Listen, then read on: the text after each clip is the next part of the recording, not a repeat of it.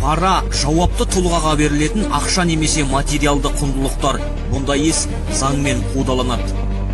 Жемқорлық заңсыз пайда табу, пара алу, ұрлау және мафиялық құрылымдармен байланысу. Бұл қылмыстардың соңы жазаға келіп соғады.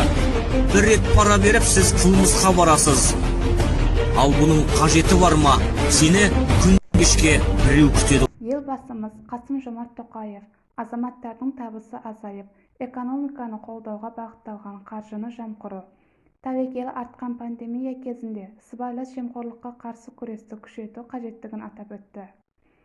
Сыбайлас жемқорлықтың себебі мен шарттарын жоймай онымен күресу, бұл халық диірменімен алысу.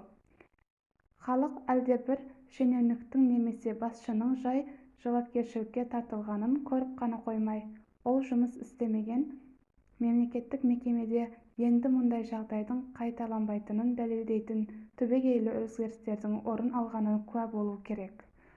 Әзірге мұндай кешенді және түбегейлі жұмысты көріп отырған жоқпын.